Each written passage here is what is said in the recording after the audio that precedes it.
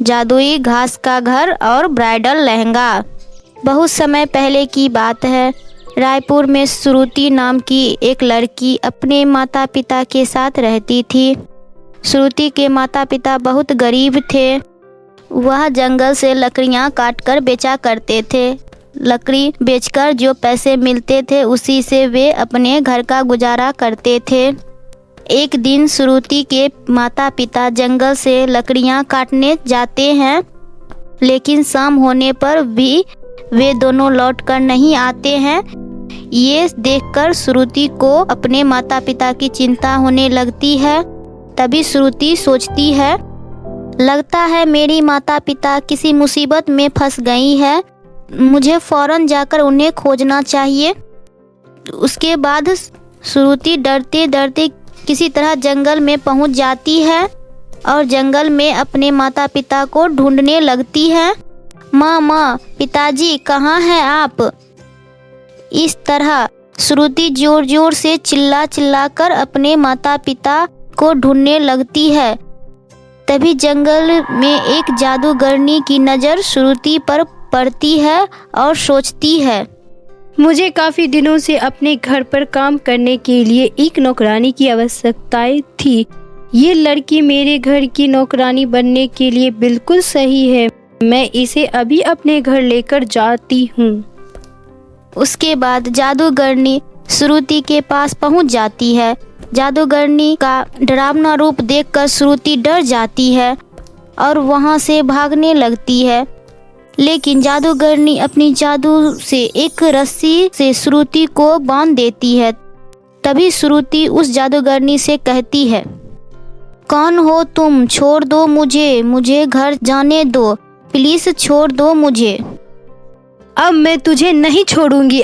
आज से तुम मेरे घर के नौकरानी बनकर रहोगी और मेरे घर का सारा काम करोगी। नहीं जादूगरनी जी, आप मेरे साथ ऐसा मत करो। मैं यहाँ अपने माता पिता को ढूंढने आई हूँ। मैं आपके हाथ जोड़ती हूँ, प्लीज मुझे छोड़ दीजिए, जाने दो मुझे। तुम चाहे गिड़गिड़ा लो, लेकिन मुझे कोई फर्क नहीं पड़ने वाला। अब चुपचाप से मेरे साथ चलो। उसके बाद जादूगरनी जबरदस्ती श्रुति को अपने साथ अपने घर ले जाती है और फिर जादूगरनी श्रुति से सारे दिन अपने घर का काम करवाती है।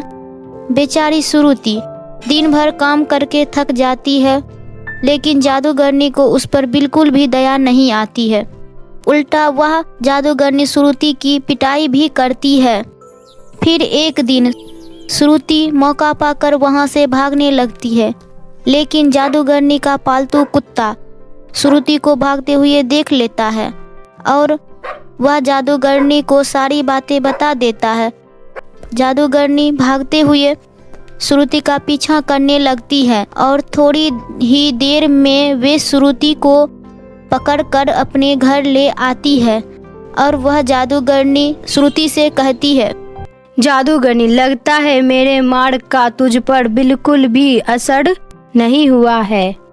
अब मैं तुझे ऐसी सजा दूंगी कि दोबारा तू यहाँ से भागने का सोचेगी भी नहीं। इस तरह श्रुति जादूगरनी के पूरी तरह कब्जे में आ जाती है। तभी एक दिन जादूगरनी श्रुति से कहती है, सुन लड़की, मुझे भूख लगी है, तू नदी के किनारे जा। नदी के किनारे बहुत बड़ा आम का पेड़ है। उस पर आम के पेड़ पर बहुत सारे चिड़िया आते हैं। अब तू जल्दी जा और मेरे लिए उस चिड़िया को पकड़ कर ले आ। उसके बाद मैं बहुत खुशी से सारे चिड़िया को खाऊंगी। इतना बोलकर जादूगरनी वहां से चली जाती है और श्रुति चिड़िया को पकड़ने के लिए नदी किनारे पहुंच जाती है। लेकिन तभी अचानक श्रुति पर एक शेर हमला कर देता है और श्रुति अपने जान बचाने के लिए वहां से भागने की कोशिश करने लगती है, लेकिन एक पैर कटा होने के कारण श्रुति भाग नहीं पाती है और वही गिर जाती है। श्रुति को गिरा देखकर शेर श्रुति को खाने के लिए आगे आगे बढ़ने लगता है, लेकिन जैसे ही शेर श्रुति को खाने की कोशिश करता है। तभी वहाँ पर एक सुंदर परी प्रकट हो जाती है। सुंदर परी अपनी जादू से शेर को भगा देती है।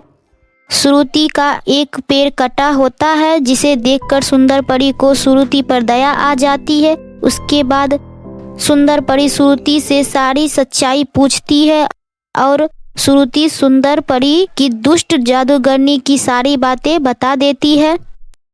दुष्ट जादूगरनी की अत्याचारों की बात सुनने के बाद सुंदर परी को बहुत गुस्सा आता है और वह उसी वक्त अपनी जादू की छड़ी घुमाती है, जिससे तेज रोशनी प्रकट हो जाती है और आसपास के घास से एक घर बन जाता है।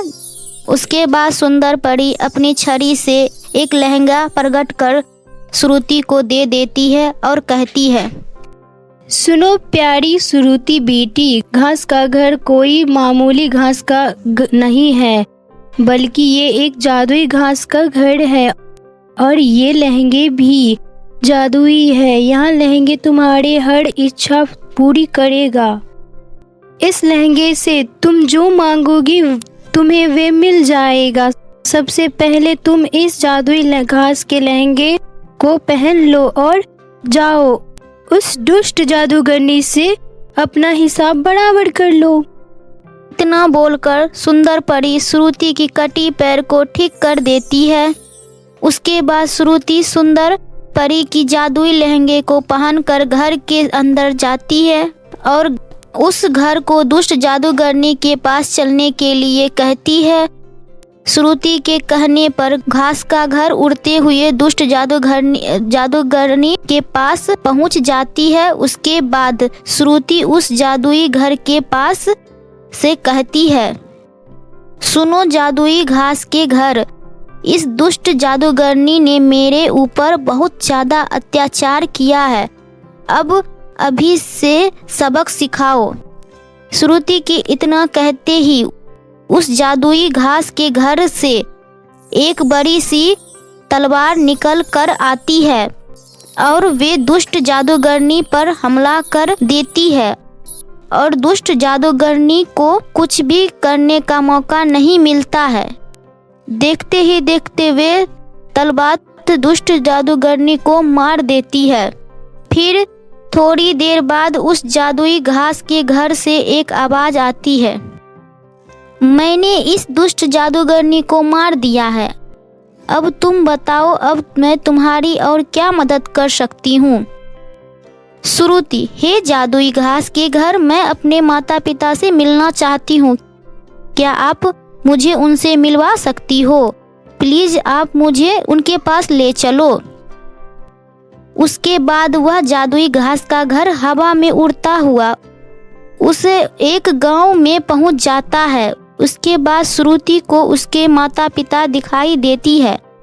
अपने माता पिता को देखकर श्रुति बहुत खुश होती है और गले लग जाती है। उसके बाद उसके माता पिता श्रुति से उनके दूर होने की सारी बातें बताते हैं और फिर श्रुति अपने माता पिता के साथ उस जादुई घास के घर के अंदर जाती है और वह जादुई घास का घर उड़ते हुए श्रुति के गांव पहुंच जाती है। इस तरह श्रुति फिर से अपने माता पिता के साथ सुंदर परी की दी हुई जादुई घास के घर और लहंगे को पहनकर रहने लगती है।